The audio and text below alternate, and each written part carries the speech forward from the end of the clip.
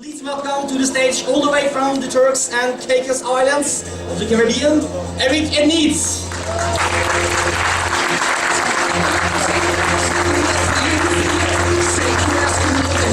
Hello. Hello. So, the translation thing's interesting. I've never had an introduction that I didn't understand any of it. So I don't know what he said to you. In fact, I had a funny similar situation. Are you guys familiar with Tony Robbins? Some of you? Yeah. So I was speaking at one of Tony Robbins' business seminars, but it was for an entirely Chinese audience. So there was a translator, and he would, instead of it being like a translator in a booth speaking through, he's on the stage with you. So you say one sentence, and then he says the sentence, and it kind of goes like this. Well, what happened was, Tony had said that he was very busy that day, and he wouldn't have a chance to introduce me personally. So the Chinese translator would be doing the introduction. So the Chinese translator translated the English document into Chinese, and he was ready to do the introduction. And then Tony and I had a chance to meet in the hallway, and then he decided he wanted to come and introduce me personally. So he then went to the translator and said, "You need to give me the translation in English." Well, he couldn't find it, so he translated it from Chinese back to English. Right, okay, lost in translation. In the bio, I don't know what this one says, but it says that I started my first business and sold it 9 years later. By the time it was double translated, Tony stood on stage and goes, "I want to introduce you to this next guy. He started his first business and sold it when he was 9 years old." So I have no idea what things I have to correct. So, also, I got to tell you, I love being here. I was in Trondheim yesterday and took the train up, and it's Canada. I was amazed. I could have been in any of the neighborhoods, in any of the counties, and it looked like Canada to me, so it was very nostalgic. I wrote to my mother, and she said, "Well, if you're so nostalgic, why don't you come and visit me?" Fair enough.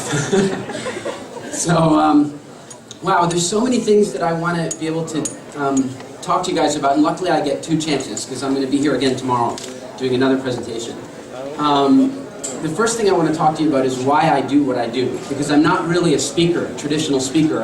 I'm a business guy. That's been my background. I started off in my first sales job when I was 18 years old, and I went from that to starting my own business when I was about 25 or so, and then I sold that business, and I sort of, semi-retired, I suppose. And one day I found myself in Bali, and I was in Bali, kind of just celebrating on vacation. And then there was a very big earthquake in Yogyakarta on the island of Java just next door. It was major, like 4,500 people were killed. It was horrible, and I'm in my hotel room, and I don't really watch the news, especially not on vacation. I mean, there's nothing good to be gained by watching the news on vacation. This morning, for some reason, I turned on the TV, and I saw what had happened. And I didn't have any guilt about it. I know some people feel like if they're living very well, then they feel guilty if other people are not. I didn't have any guilt about it. What I had is an awareness that I had the power to do something. And so I rented a truck, and I filled it full of food and water and medical supplies, and I put a team together, and there were 4 of us, and a friend of mine from Australia came up, and then 2 local people. And we drove to Java, which I don't recommend. I don't know if have any been to Bali? Bali and Java, I mean, they're islands in the same country. They're not the same at all. First of all, you have to cross on a ferry that makes you want to wear 2 life jackets. It doesn't feel safe in the least. And then when you get to Java, it's an entirely different culture. And so we drive across the country, and we get to this place where the earthquake took place, and many people hadn't had food or water or medical attention for 4 days since the earthquake happened. And so when we got there, we were looking for this one community that CNN had been reporting that the reporters had found it, and none of the relief efforts had made it to this village yet. So we were looking for it, and we found it. And we're doing all this relief work and feeding people and doing medical work. And then the chief of the village came up to me and he says, "Listen, thank you so much for everything you're doing for us right now, but there's another village just down the road. They need your help too." Now, we could have unloaded all of our food, all of our water, all of our medical supplies in his village, and they probably could have used all of it. But here was a man who was saying, "No, the larger community is more important. We've had enough, and now we want to share." And I was shocked. I mean, it was a moving moment. So we drove on to this other village, and we hadn't been planning to do medical work. We had lots of medical supplies, but we were planning to give them to local field hospitals. We couldn't find any. And so we got into this little village, and there was this little girl who had a big cut on her forehead, untreated for 4 days, and So I asked the chief if I can clean it. I've done lots of first aid training. I feel safe to do it. And so as soon as I started doing this work on her forehead, all of a sudden, people came from everywhere with injuries. See, up to then, we'd seen almost no injuries, and it surprised us. And that's when I learned something very interesting about doing relief work, is that when you're driving through an area that requires relief work, the people that are standing there asking for relief, asking for food and water, they're not usually the ones that need it. The ones that need it can't stand on the side of the road. In fact, we found out that what was happening is the stuff we were giving to people when we saw them, they were taking it and then hiding it behind a bush and then standing on the street again to get more so they could sell it. Very interesting. We didn't know these things. You know, when you do charity work, you don't know the impact sometimes. So now we're in here, I mean, I have this lineup of probably 50 people and we're doing first aid on them, and I won't go into all the not nice aspects of that. But as I was there doing it, I suddenly had an epiphany. I don't know if you know the meaning. I just had a realization. I suddenly became aware of something that just should have been obvious to me before, but now it finally was. And that was that the reason that I was there is that my business didn't own me. You see, my business didn't own me. My business afforded me the free time and money that put me in a situation where I could help. And as I'm thinking about that, I realized something. That if we give extra time and money to the average person, just a normal member of the population, if we give them extra time and money, what will they do with it? This is interactive part now. You know, last year I was in Sweden, or earlier this year I was in Sweden doing a big workshop, a weekend business workshop, and I couldn't get them to, you know, play with me. And I finally told them, what's going on? And they said, wait till you go to Norway. So now you're showing me. If I give extra time and money to the average person on the street, what will they do with it? They'll spend it. They'll waste it. Yesterday I asked that question in Trondheim, and they said they'll buy a TV. Right? That's it. They'll waste the money. But if I give, and let's make it worse, what if I give spare time and money to politicians? Right? I mean, they'll waste it faster, right? But what if I find a way to create more time and money for entrepreneurs, for business owners? Not all of them will do the right thing. Maybe some of them will waste it. But on the whole, compared to politicians, compared to the population, they will take that spare time and money and they will use it to create greater economies by growing their businesses. Or when they've grown their businesses to a certain point, they'll often start becoming involved in heavy social projects. You take a look at what guys like Bill Gates, Warren Buffett, Richard Branson, and those guys are doing now. They're giving billions of dollars away to different charities that they believe in because they can. And so as I'm sitting there in Yogyakarta and I'm thinking about this, I had done a little bit of business speaking at that stage, and it made me realize I wanted to do more of it. Because here's the thing. I don't think that it's up to the governments of the world or up to the individual people of the world to fix the things that are wrong. The various economies that are in trouble, the ecological challenges that we're facing, the governments are not going to do it. They spend their whole effort just trying to earn their job in an election, and then once they're elected, they spend their entire time being elected trying to keep their job, which makes it very difficult to have a long-term view. And people, they're too busy buying TVs. But entrepreneurs and business owners, they seem to have a more holistic view because in a sense, if the whole society isn't healthy, then your business won't be healthy. And so I just, it just became really important to me to go out and share good information with entrepreneurs so that we can really begin to heal things. Here's the challenge though. How many of you are right now a business owner, that you consider yourself a business owner or an entrepreneur? Okay, so most, that's that kind of fair, right? So here's my question. When you started your business, did you start your business believing that being a business owner would make you have more flexibility and free time and earn you more money? Did you think that? What were you thinking? First of all, 4 out of 5 businesses will be dead before they're 5 years old. What were you thinking? Except what you were thinking is the truth. Because that is what entrepreneurism can produce. Being a business owner truly is the path to greater personal freedom and greater financial abundance. It really, truly is. If you take a look at the difference between owning a business and being owned by your business, that's the distinction. If you're self-employed, it means you have to go to work every day. You have to be there. If you own a company, it means It means that your company works for you. And there's lots of reasons for making that happen. And on Friday, I'm going to go into some really, or not Friday, tomorrow. I'm losing my days with all the traveling. But tomorrow, I'm going to go into some more detail about that. But the key thing that I wanted to get at here is I wanted to ask you this question.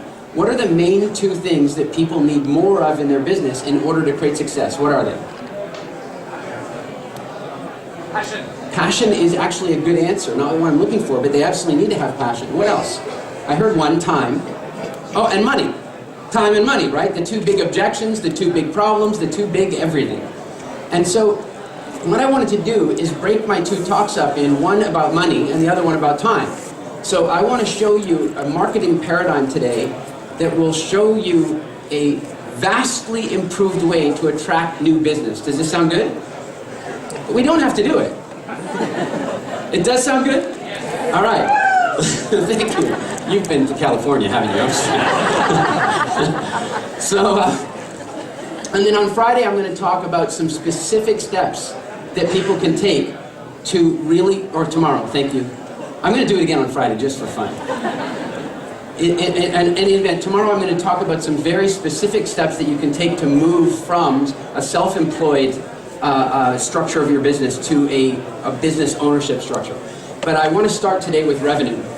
And usually when I teach my programs, I don't start with revenue because oftentimes you can teach people fabulous ways to market their business, but in the end of the day, if they don't have time to implement them, how useful is it?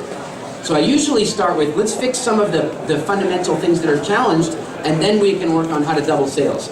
We're going to do it backwards this time because I thought it'd be more fun. So the first thing I wanted to say about marketing is that the type of marketing that I'm going to introduce you to is called inception marketing. Inception marketing. The word inception really kind of... Has anybody seen the movie Inception? It's great that they made that movie because in the movie, what they were talking about is using it's a complicated thing, but basically using dreams to get into somebody's head to put an idea in their head and to make them feel like it was their own idea. For any of you who have ever been involved in coaching or therapy type work, sometimes the coach or the therapist can know the answer that the client needs, but if they tell them the answer, it won't have nearly the impact if they realize the answer on their own. Is that true? The same is true with marketing. If you are selling, if you are persuading, then you're like the coach or the therapist that's giving the answer. And it won't have the same impact for the patient or for the client. But if you're using inceptive marketing, what happens is that you're using marketing strategies and campaigns that make the client feel like they always wanted to buy your product or service, and that they have to get it from you. And I want to talk about what it means when somebody says how many of you, honestly, have said, I always wanted one of those? How many of you have said this? And how many of you said, I always wanted to go to that place? Always? You were born, and before you could speak, you wanted to go to Thailand. I don't think so. But somewhere along the line, some information came to you, and that information was so compelling that you suddenly realized that you always wanted to go. That's good marketing. And so that's what I want to show you. And at the heart of it, at the very heart of it, is storytelling. You see, for hundreds of thousands of years, humans have been storytellers. When I very first started doing any kind of speaking, I was mostly speaking about health and nutrition. I was mostly speaking about what we call nutritional anthropology or evolutionary biology. And the reason was, at the age of 20 years old, I was very sick and I turned my entire health around and I became passionately curious about it. And so I studied everything, and then I actually went to go live with some Bushmen in Africa. And I want to be clear what I mean by Bushmen. Has anybody seen the movie The Gods Must Be Crazy? Have you? It's a great movie, isn't it? And that's about Bushmen. I'm not talking about Maasai farmers and agriculturalists. I'm talking about like really, truly nomadic hunter-gatherers. There's maybe 1,000 of them left on Earth. And they lived the way all of our ancestors lived for hundreds of thousands of years before there was farming.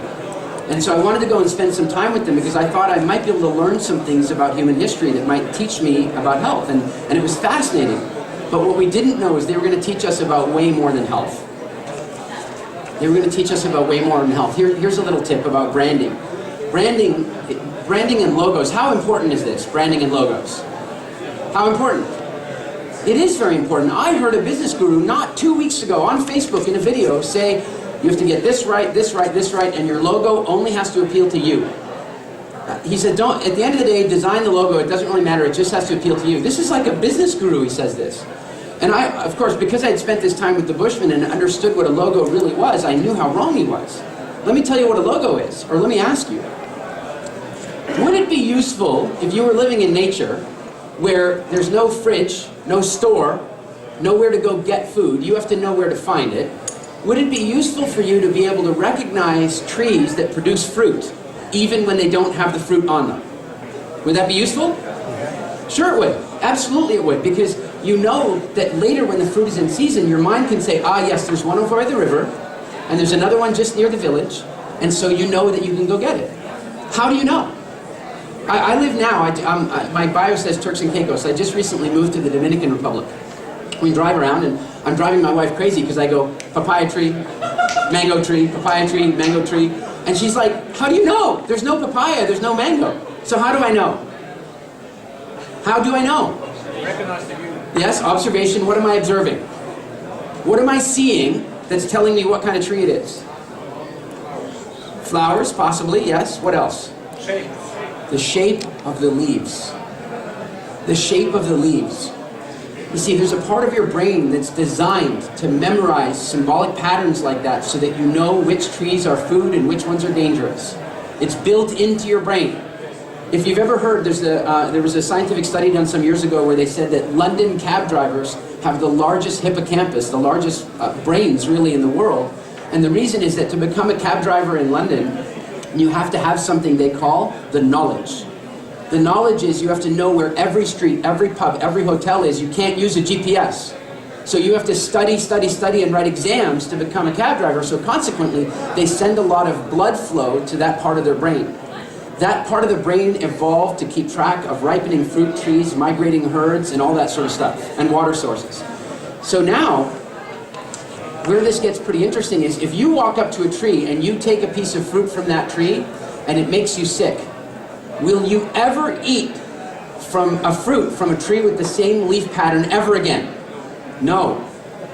Now how do you feel about your logo? Consider this, that at the core of every human is an instinct that says, I remember my experience based on this pattern, based on this logo. And so if I have a great experience, I will remember where that tree is, and I will, by the way, do you guys have Starbucks here? All right.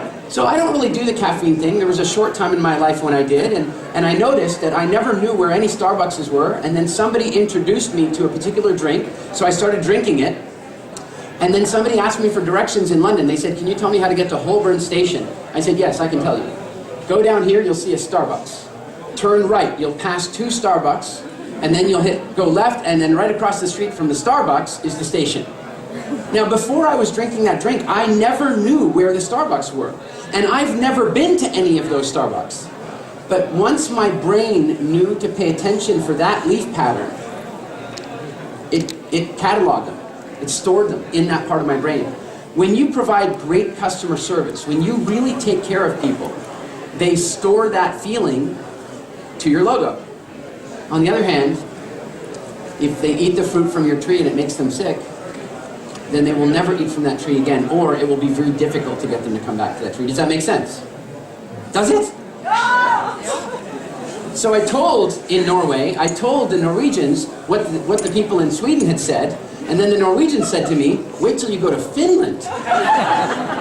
So, all right, so I said that this was ultimately about storytelling. So when we were with the Bushmen, I got a very interesting opportunity.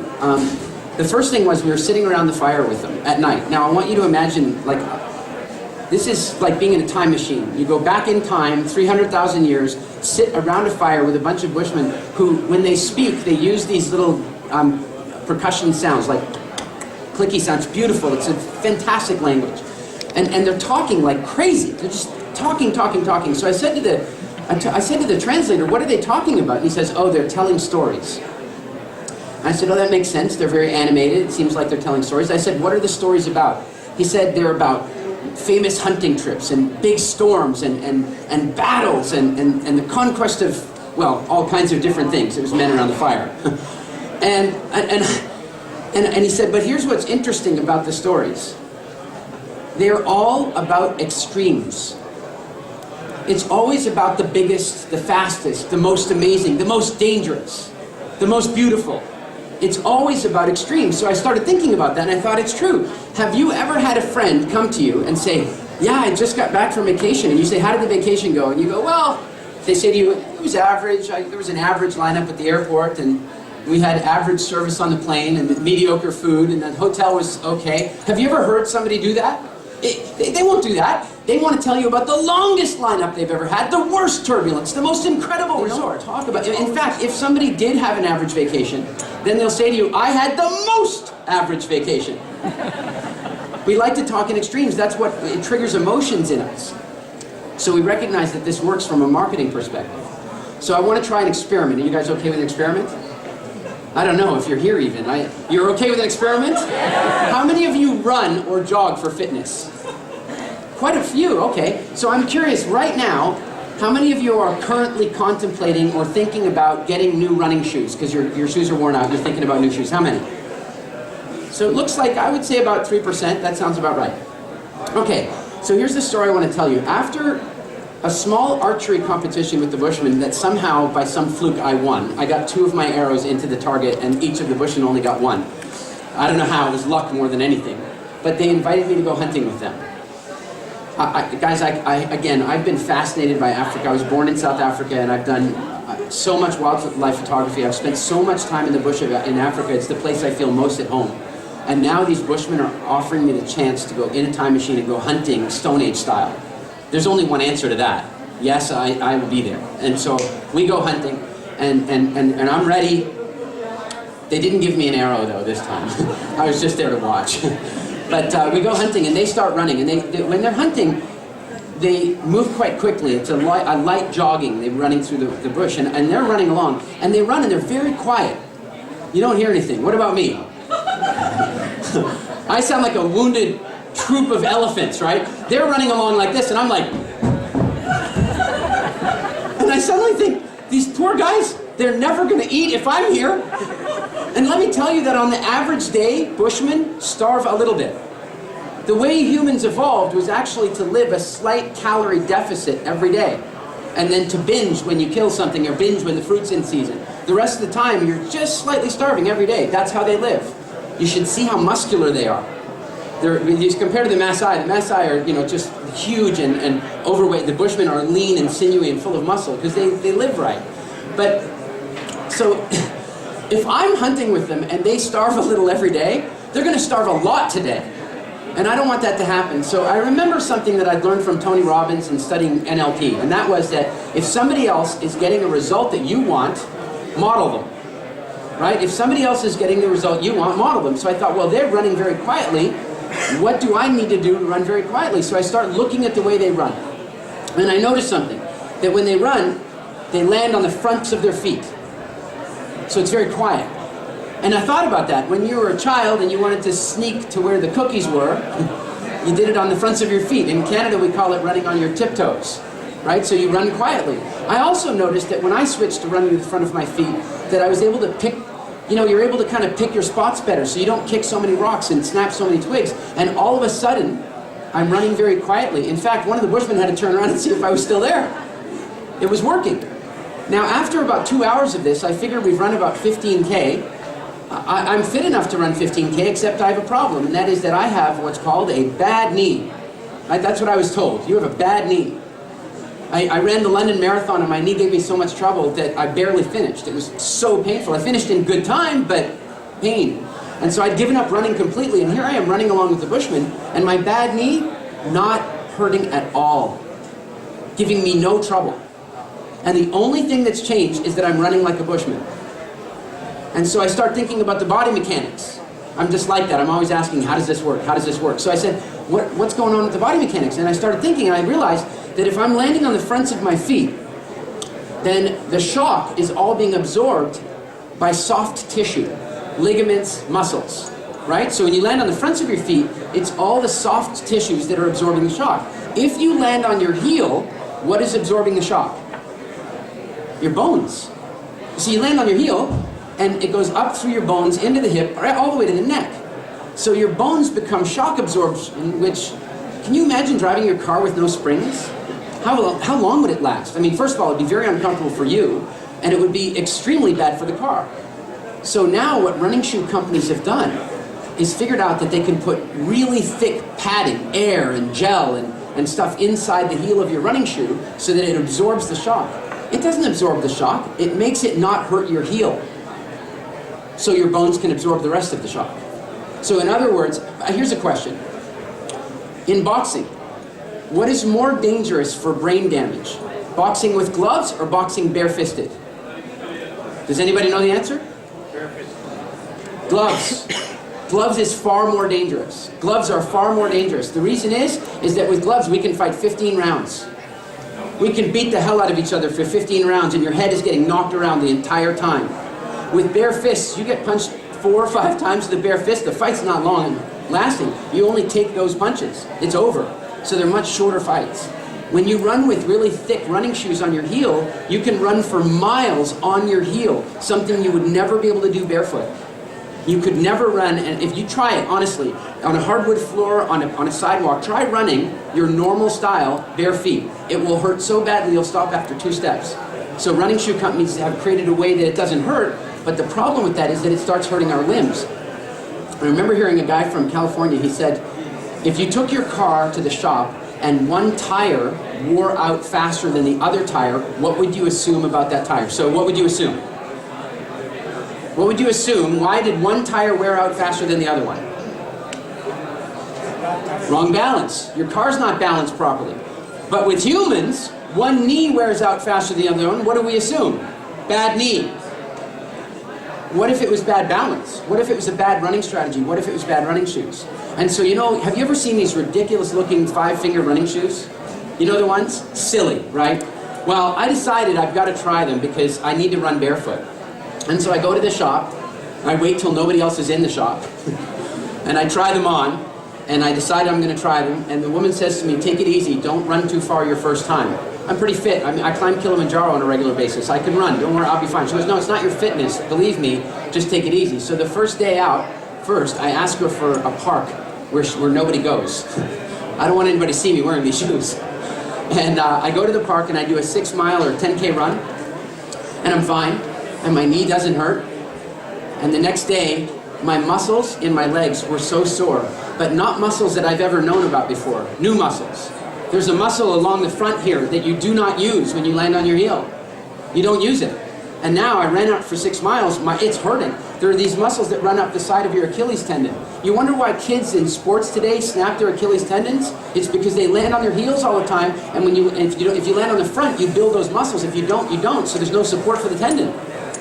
I was amazed how much pain I was getting from these new muscles. Of course, they weren't new, they were just weak. And it turned out I didn't have a bad knee at all. It turned out I had a bad running shoe, and I had a bad running strategy. That's what I learned from the Bushmen. So now I have a question for you. And I know you guys, the participation thing is not the funnest thing in the world for you, but I want an honest answer here. How many of you right now are thinking it might be a good idea to buy new running shoes?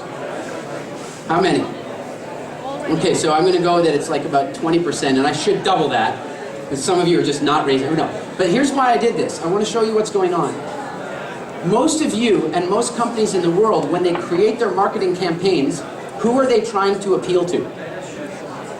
Actually, they are trying to appeal to the masses. That's the bizarre bit. On one level, they're trying to appeal to the masses, but the truth is they're actually trying to filter for people who are actively buying. Think about it. You have an SEO specialist come to your company to try to get you better SEO, and then the terms you work on are all the terms someone would use looking for your product or service. Right? When you run an advertisement, the advertisement is usually designed to catch the attention of somebody who's already looking for your product or service. And that's 3% of the market. At any given time, 3% of the market is buying what you're selling. Here, I'll give you, how many people, please play, how many people right now are thinking about buying a new laptop in the near future? How many? Oh look, it's actually 4, 5, 6%. How many are buying a new car soon? 3%. How many are buying a new house soon? 3. How many new phone? You can do this all day. It'll always be between 2 and 5%. So about 2 and 5% of the market has an active mindset to buy what you're selling, and that's what all of our marketing activities are trying to attract. We design ads, mail campaigns, AdWord campaigns, all kinds of marketing initiatives, and we're trying to attract the people that are already buying. But what we just did earlier is we said how many people are buying running shoes, and it's 3% of the room. Then we tell a story, and the story is interesting. It teaches them something, it's educational, it establishes some credibility about, does it sound like I know what I'm talking about? Does it? Yeah. So it establishes some credibility, and as a result of that, when I now ask how many people are thinking about buying new running shoes, it went in this room to 20%, and I think it was, everywhere else in the world I've done it, it's been 40 to 50%. Yes. And exactly, she says, yes, oh, is that why you didn't raise your hand? Got you. So she's saying, yeah, of course I was. I'm thinking about buying 5-finger running shoes. That's the point, is that I didn't take somebody and say, listen, I need to really talk to you about your running shoes. That's selling. I'm going to push you. Promote. Push. That's what selling is. It's like pushing somebody to buy. I didn't do that. I created an environment where there was an interesting story to tell, a valuable piece of information to deliver, and as a result of it, people in this room that were not thinking about buying running shoes thought, wow, maybe I should. And so the math difference of this is really important. If you have 1,000 people, I've done this talk all over the world, if you have 1,000 people, and 3% of them are thinking about buying what you're selling, how many people is that from 1,000? You guys all like work for the Florida Electoral Commission? It's 30. If we tell a good story and suddenly 40% of the people in the room want to buy the product, how many is that? 40% of 1,000, how many is it? 400. Now let's back up. People are doing their marketing trying to attract active buyers. 3%. That means everybody's competing for those 30 people. And by the way, let me tell you about those 30 people. You don't want to sell to them. They're price conscious. How many people in here have felt like, oh, I have to compete on price? How many people don't like competing on price? If you're not raising your hand right now, I don't understand. So nobody wants to compete on price, but when you're competing on price, it's because you're dealing with active buyers that are already shopping. You can't do that. What you want to do is sell to the people who weren't already thinking of buying, and it's not, think about this, guys, if you get 30% market share of the active buyers, that's 30% of the 30 people, you made 10 sales, very exciting. If you get 30% of the newly creative active market that you've created with an inceptive campaign, that's 120 sales. That's more sales than your previous market. It's a massive difference in the way you think of things. So I want to kind of show you how you do this. Because, of course, you going and telling a story about the Bushman is not going to sell your product, I don't think, unless you sell running shoes. So I want to show you how to do this, and the best way to show you is an example from a friend of mine, a client of mine, and a good friend, and he is a wedding photographer in Turks and Caicos. Do you guys know where Turks and Caicos is? Do you guys know the Bahamas? So it's just south of the Bahamas. It's a wedding destination, so everybody goes there to have their weddings, and he's been there for, I think 20 years. He does unbelievable wedding photography. He's phenomenally good at it. He has a dedicated building with an editing suite, the best camera equipment, great staff of photographers. He's doing a good job. And then he takes me to lunch one day and he says, I've got a problem. I said, what's the problem? And he says, well, you know what? People come and they come to the island and they love the island so much they want to stay, but there's no jobs. And they notice that people on the beaches are always getting married and having sunset pictures in their wedding outfits, and they all decide, I have a camera, I could be a wedding photographer. And so they start up competitive wedding photography companies with one camera. Now the problem is, you would think, well, that's no problem because he's better than them. The challenge with wedding photography is it's a sale that you only really make once. Right? I mean, most people are not planning to get 2 sets of wedding photography. And even I had to, it happens. Even those of us who do have to have 2 sets of wedding photography, I think it's highly unlikely that the second set of pictures are taken in the same location. Is that fair? So that means that if he loses the first sale, he's lost everything. And the problem is, the reason he loses the first sale is that the primary way that somebody markets their new wedding photography business, the primary way they market it is with a website, and their website looks just like his. In fact, sometimes they take pictures off his website and put them on their website. How is the customer supposed to know the difference? Well, they have to pick up the phone, right? So they pick up the phone, they call him, and they get a price. They get a real price from him. Now, they pick up the competitor and they get a price. They get a price 1/3. Who do they buy from? The cheaper one, every time. And the problem is they will never know the problem until after the wedding. So what is he supposed to do? And so he and I talked through some different ideas, and then I decided that it was time to talk to him about inception marketing, or developing inceptive marketing campaigns, preemptive marketing campaigns. I said, here's the thing, you cannot wait until they're already looking for a photographer. You can't wait that long. You need to get to them earlier. So the first step in developing an inceptive campaign, the very first step is identifying what we would call an ideal target market. A particular section of your market that you want to develop a specific campaign for. Earlier I asked the question about who do people market to, and they say they try to market to everyone. It doesn't work. If I ask all of you right now, together, you can work together, come up with one marketing campaign that will work for every single person in Norway, how hard is that going to be? What if I say to you instead, I would like you to develop a marketing campaign for my friend Peter, and he's 45 years old, he's a mid-level manager at a manufacturing company, he really enjoys football and bowling and ice hockey, and he's got 3 kids, and his favorite charities involve conservation. I need you to develop a marketing campaign for him. How easy is that? It's super easy. You know exactly who he is. So the tighter you can create your ideal target market niches, the easier it is to get into the psychology of the buyer and develop a good campaign. So I said to Andy, all right, so who's your ideal target market? Obviously it's people getting married. I said, yes, I know, but who in the wedding party is usually trying to get the photographer? Is it the maid of honor, the best man, the groom, the bride, who is it? And he said, it's almost always the bride. Most commonly it's the bride. I said, okay. I said, great, so I said, what happens, like, where is photography in the timeline? When do they pick the photographer? And he says, usually it's pretty late. You know, you don't pick a photographer until after you've picked the resort, right? I mean, you wouldn't know where to get your photographer if you didn't know what resort you're at. So I said, okay, good. When do they get the resort? And he says, the woman usually picks out the resort sometime before picking out the groom. So, of course he's kidding, but I think. So I said, okay, so they pick out the resort early. Good. Now we can develop a campaign. Here's the way the campaign's going to work. We're going to buy Google AdWords. So when they type in wedding resort Turks and Caicos, we're going to put an ad there. And he goes, I already tried that. Doesn't work.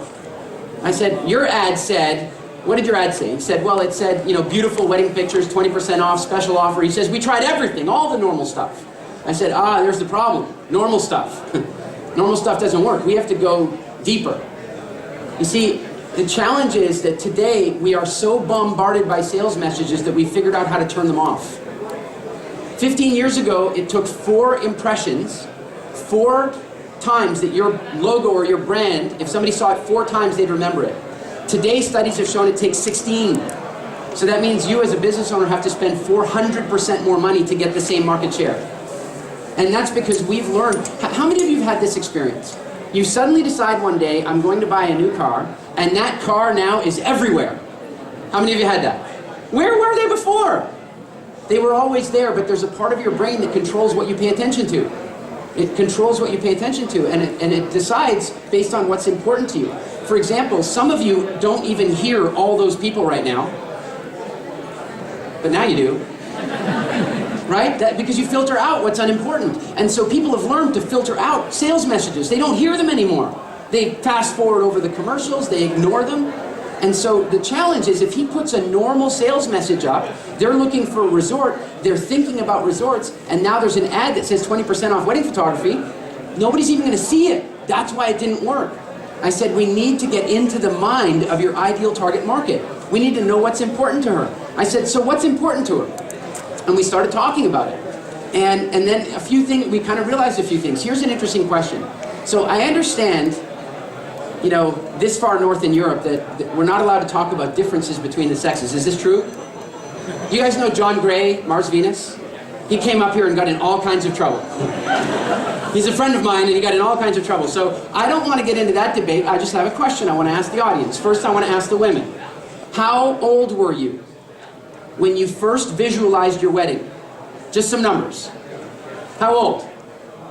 10, 15, 26? Wow. How old were you? A few more?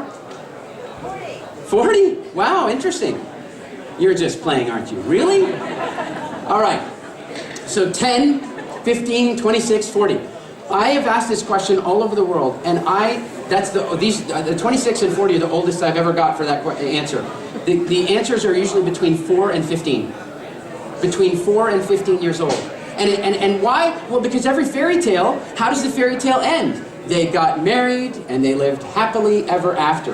The boy tuned out after he killed the dragon. The rest was like, whatever, right? Happily ever after, I want to kill another dragon. Different thing, right? Now here's a new question. Men, how old were you the first time you thought about visualized getting married? About 5 minutes before, I was feeling a little scared.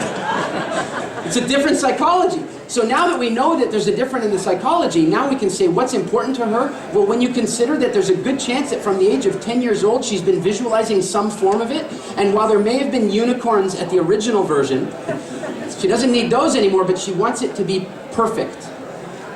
Is that a fair statement? That's her princess day. She gets to be the fairy tale. She wants it to be perfect. That means she wants no mistakes. So instead of having an ad that says 20% off your wedding photography, we use something that my friend Chet Holmes called a stadium pitch, or we call an engagement pitch, and it works like this. You have 1,000 people in front of you. They are thinking about resorts and weddings, and you have a chance to do a presentation for them. If you stand up and say, I'm going to talk to you about wedding photography, 997 people are going to get up and leave the room. They're not why they're there. They're there because they're there about resorts. That's what they're thinking about. But if instead I stood there and I said, after 20 years in the wedding photography business, I want to tell you that there are 7 tragic mistakes that brides make that they regret within 1 week of the wedding. And I want to teach you how to avoid them. How many are staying? All of them. More than all of them, because they're on Facebook and Twitter telling their friends, you got to get over here. Right? That's marketing. When you've done something effective, people are sharing it. Now you have the opportunity to tell them your inceptive story, your Bushman story. So here's how the story works. The biggest mistake you could make right now, you've got them all to stay. The biggest mistake you could make right now is to try to sell them something. They'll leave the room. You've broken rapport. Don't do that. You need to earn 2 big things. 3 really, before you can sell them any. You need to earn credibility. You need to make yourself credible in their eyes. You need to earn their authority, a sense that you are an authority in the topic, and you also want to create something called reciprocity. That is that you've given so much to them that they want to give back to you. How do you do that? You deliver on the promise that you made them. The promise I made was that I'm going to help you avoid these 7 dangerous mistakes. So, mistake number 1. People often forget or choose not to go to the resort before the wedding and see it. Now that may seem like a small issue, but let me tell you why it's not. This is from personal experience. I got married a year and a half ago. This happened to me. You do not want to do that because the brochure that you're using to pick your flowers and to figure the colors out and the number of guests and all that stuff, the brochure that you're looking at, they designed to sell you. Which means that the photographer for the hotel climbed up on a ladder and took a photograph of the room to make the room look perfect from an angle you'll never see it from. If you don't do this, then you'll end up like me and you'll show up at the venue and find that there's these big pillars running through the room everywhere, which makes it impossible to do a lot of the things you plan to do that day. So it's really important that you go do a site visit at the location. Does that sound like good advice? Does it? By the way, the brides particularly love this piece of advice because they can now go to their fiancé or their father and say, this expert says I need to go to Turks and Caicos for a week. So I've earned credibility with her and some authority, then I go to the next mistake and the next mistake. And I don't have time to go through all of them, but each mistake I deliver her, the goal is that she gets goosebumps when I tell her the mistake because she goes, God, thank God I'm not going to make that mistake. And every time she has that feeling, my credibility goes up. The more credibility you have, the more people will listen to you. And if I give her enough, then that credibility will turn into authority. And the more authority I have, it's not just about listening anymore. She will do what I say. She will take my advice. And so that sets me up to do the last step of your inceptive campaign, and that is to deliver something we call buying criteria. Are there things that if your customers or your prospect knew these things about you, if they're little things, they don't know them, But if you had a way to tell them these things, if they knew these things, they would buy from you instead of a competitor. Do you have things like this? But it's hard to tell them, right? How do you tell them? Because it sounds like selling. Not once you have authority and credibility. Because now what I do is I say to the bride-to-be, I've given you these 6 mistakes, and I'm hoping you've enjoyed them. I'm hoping that you've got something. She's very grateful. Credibility, authority, and reciprocity has been created. We're friends now. We have rapport. And I say to her, I want to teach you the 7th mistake. But it's not a mistake that you regret for 1 week after your wedding. It's a mistake that's been proven that people after 50 years of marriage still regret it. Life magazine did a story on people that were married for 50 years and found out that the one of the highest regrets that they had from their wedding day was there are 4 photographs, 4, that you need to have from that day. Not 400, there are 4. Would it be okay if I took a moment right now and taught you how to get those 4? What do you think she says to that? Of course I need to know those 4. She sees herself sitting on the rocking chair 50 years later going, I need my 4 pictures. You've earned credibility and authority. Now you teach her how to get those 4. Here's how you do it. Number 1, when you pick your photographer, make absolutely sure that the photographer has been doing business in the location of your wedding for at least 10 years. Number 2, make sure that they use one of these 5 cameras, nothing else. These are the approved wedding cameras, nothing else. Number 3, make sure that they use a licensed current version of Photoshop and not some piece of rubbish software. Number 4, if they are doing videography for you, make sure they are using a licensed current copy of Final Cut, not some rubbish shareware they got from the internet. Is this good advice? It's doubly good advice because it's all true, it's all valuable, and in his case, it makes sure that even if they don't buy from him right now, if 4 months later, she starts picking up the phone to call the competitors, the phone calls go like this. Yes, hello, can I get some information about your wedding photography? Yes, our price is, no, I don't need to know about the price yet. How long have you been in business? 9 months. Click. She knows that's bad. She's not going to buy. She doesn't even care about the price. What kind of cameras do you... I had no idea the Mexicans were manufacturing cameras now. You see, you've educated her. You've given her the buying criteria. She will take your advice and she will buy from you. That's how inception marketing works. It's extremely powerful and it works every time. It goes great for you at the front end, a much higher number of prospects coming into your sales funnel. And then in the mid-end, it will create a much higher level of conversion at higher margins because now the people are not competing on price. Does that sound good? Are you guys glad you came? Yeah! All right, now, where are we on the clock? Okay, good. So we have time for a game. You guys are okay with a game? Are you really, honestly, are you? All right, now, unfortunately, if you're not a business owner or you're not an entrepreneur, this game won't really work for you. So if you are a business owner or an entrepreneur, what I want you to do is, wow, so many of you are already standing. I want you to stand up. If you're a business owner or an entrepreneur, stand up. If you're already standing up, put one hand up. I'm sorry, your arm's going to get tired, your feet are going to get tired. Play the game. I'm telling you, I've had clients have the biggest breakthroughs ever from playing this game. Does that sound good? One of my best friends, he's the brigade leader. I take people up Kilimanjaro every couple of years. He's our brigade leader from it. I didn't know, the way we met is he came to one of my early seminars, played this game, and it transformed his whole business. And he told me this on the mountain one day. So, do you want to play? All right. Here's how it works. You can remain standing in this game. I'm going to make a number of statements about you or your company. And if the statements are true, you stay standing. If the statements are not true, you sit down. Is this clear? Yeah. So if I say your company makes pacemakers, what would you do? Yes, you don't have to. It's just a test. All right. So statement number 1. You can remain standing or keep your hand up. If you want to win the game, you got to have your hand up. You don't have to. Oh, yeah, you can stand. Just sit. It's for the people that are standing. Oh, you can use your hand then. So, all right. You can remain standing or keep your hand up as long as you do not work more than 50 hours a week. If you work more than 50 hours a week, you need to sit down. Pretty good. Oh, a few more. Thinking about it. Okay. I can tell you, what do you think happens when I play this game in America right now? Boom. No work-life balance in America. They're crazy. You lose like 40, 50, 60% of the room every time. I'm really glad that we lost so few. And I want to talk a little bit about this. It is important to create work-life balance. It is highly important. And entrepreneurship is often about spending a few years working harder and doing what other people are not willing to do so that you get to live a way other people only dream of.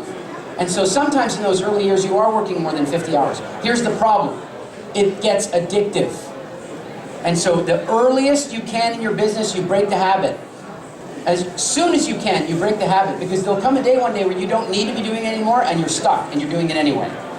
All right, you can remain standing as long as you pay your business pays you a fair salary. How are we going to define that? Well, you're sitting already, you haven't even heard. Here's the thing. The way we define it is, if you could go out and get a job that pays you more than your company does, then your company's not paying you enough and you need to sit down. Oh, wow. Not sure? Stay up. If you're on the border, I'll let you have that one.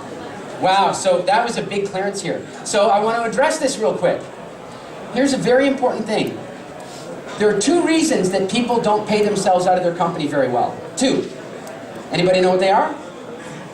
One is the company can't afford it. Does that sound right? And the other one is they don't need the money, so they'd rather leave the money in the company. Does that make sense? Here's the problem.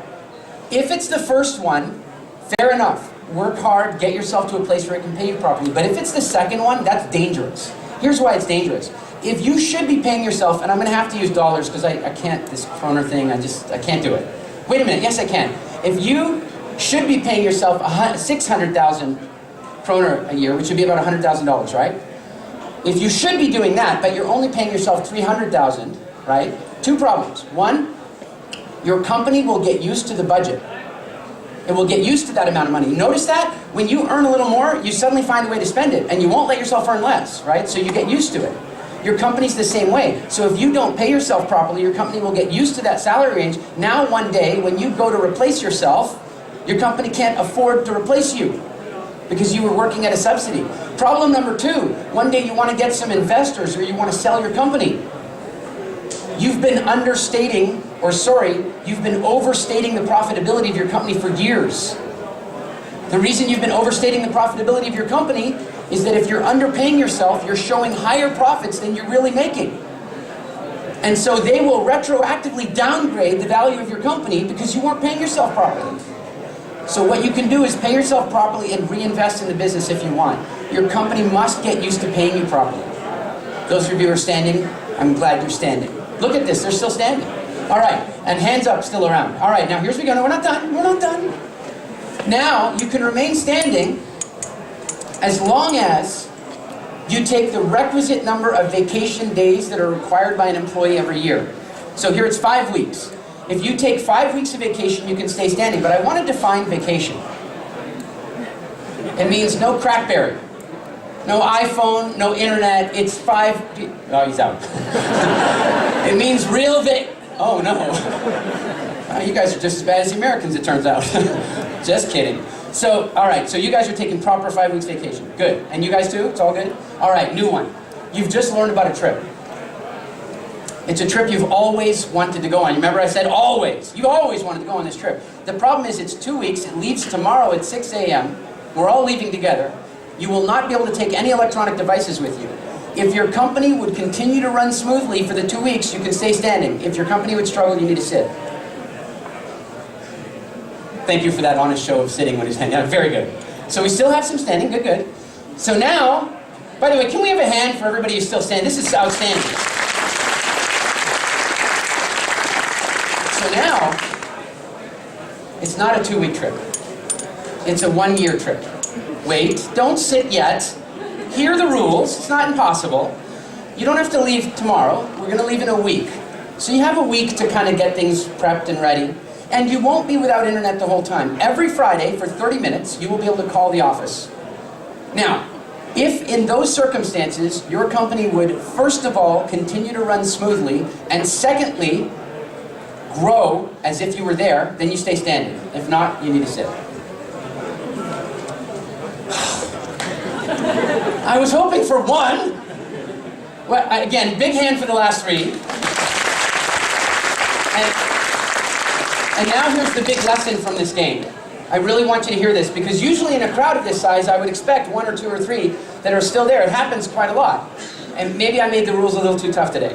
But here's the next part of this game. If somebody is still standing at this point, I ask them 2 questions. I have done this all over the world. I ask the same 2 questions every time, and I almost always, 99% of the time, get the exact same answers. Question number 1, if you wanted to sell your business right now, could you? What's the answer? If they're still standing at the end of the game, what's the answer? Yes. Every time. Except one time, the guy stood up and I said, could you sell your business? And he said, no. And I said, why not? And he said, it's my dad's. Standing literally in his father's shoes, right? All right, so I asked the question, if you wanted to sell your business, could you? And they always say yes. And then I say, do you want to? What do they say? Almost always no. This is the dichotomy or split psychology of entrepreneurship. That if you have a business you want to sell, you cannot.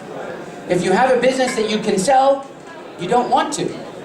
And so our goal as business owners is to work very hard, harder than anyone else is prepared to work, so we can live a life that other people only dream of, so we can build a company that we can sell one day that we don't want to. Does that make sense? That's what business freedom is about, is getting to a place where your business doesn't own you. And I want to finish on this note because it'll lead into Friday. In business, there are things that I call business icebergs. Business icebergs are events, innovations, legislations, competitive changes that are happening out on the horizon, and they're like an iceberg. Most of them is below the surface, so you can't see them, especially if you have your head down in the engine room of your business. If you're busy all the time, if most of your day is dealing with urgent things, then you don't have time to see the horizon, and then icebergs come along. The first iceberg I saw was CDs. You guys saw what happened with CDs, right? I mean, I went to go buy a record one day, and I bought a record, an album, and I noticed there were CDs in the shop. I didn't even know what they were. They just made a rainbow. I didn't care. 6 months later, records were gone. Gone. The 8-track tape came along. They said, oh, it's going to kill, the 8-track tape is going to kill vinyl records. Didn't do it. Then the little cassette came along. They said, that's going to destroy vinyl records. Didn't do it. So when the CD came along, nobody was worried. And it wiped out an industry. I was 17 years old, and I was freaked out. It scared me. I was like, oh my God, there's no such thing as job or business security. Because there are these events that happen outside of your control.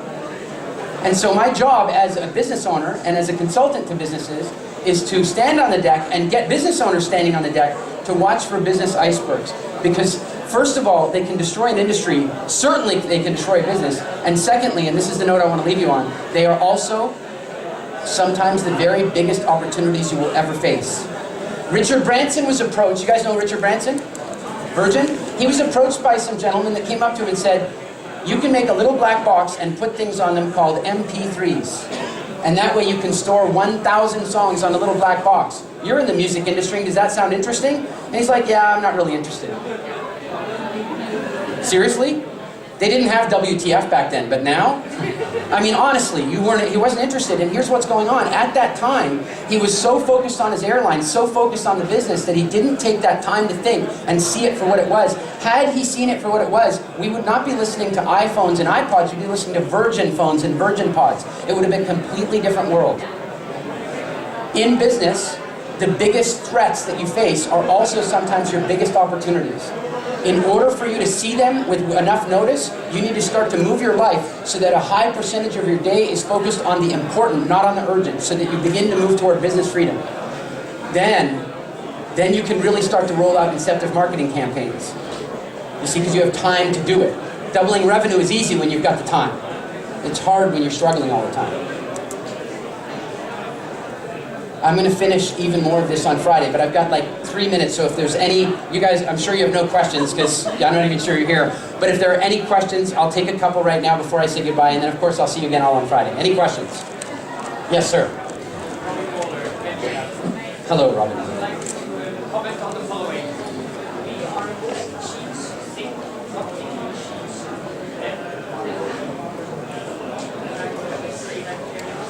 We are emotional machines that...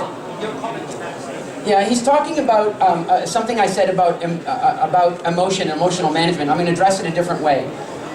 My good friend Chip Connolly, who started the largest boutique hotel chain in America, who's Joie de Vivre, he sold it to Hyatt, and now he travels the world speaking on business intelligence.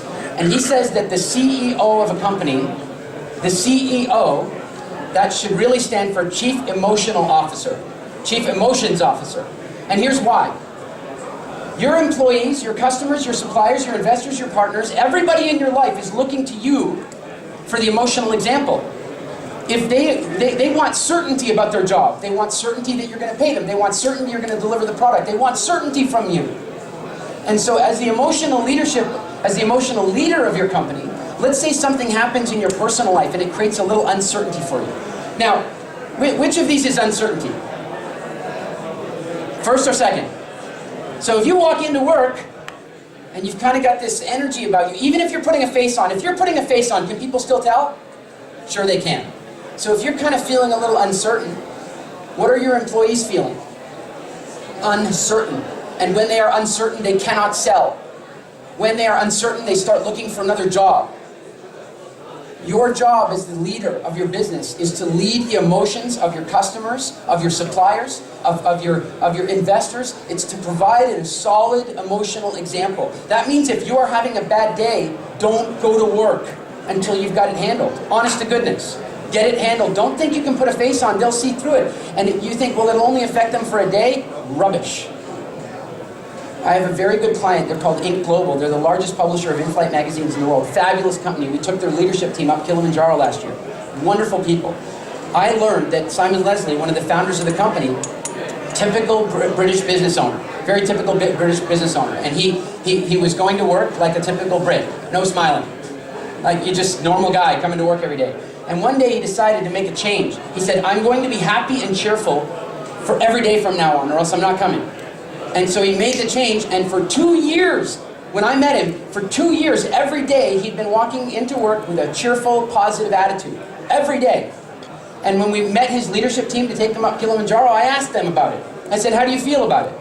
And they said, they felt very good about it, except some of them said, well, we're still waiting to see if it's real. After 2 years. Positive energy, I don't know if any of you are into lots of fitness, but if you work out for a week, you get a week's worth of workout benefit. If you take a week off, you lose 3 weeks. Positive and negative energy is the same way. When you walk into work really positively and you've got tons of energy and spark, that lasts until 5 o'clock. If you walk into energy, negative and uncertain, then that can last for months in your business. So even though it might have had nothing to do with your business, even though it was totally about your personal life, they don't know that. All they feel is the uncertainty. And for weeks they will wonder why. And when they're wondering why, they will make shit up. They will. They'll go, do you know what's wrong with Eric today? I don't know. You know, it could be, I heard that we were having trouble with this one account. And then like a week later, your company's like, everybody thinks you're going out of business. I have one other client in America, they're InfoTrust. They do SEO, analytics, and that kind of stuff. And they're Russian. And one day, he was coming to our program and he heard me do this on video. He saw a video of me talking about this. And he said, he goes, Eric, you've just changed my entire life. We found out that one of the biggest complaints of our customers is, or of our clients, staff, is that my brother and I, we often argue in Russian in the office. And sometimes we're arguing about football. But it turns out the staff thinks that the company's going bankrupt. You are the chief emotions officer of your company. You have to manage your state of mind no matter what's going on. That is the only true path to real entrepreneurial independence. Thank you guys so very much for today. I'll see you again tomorrow.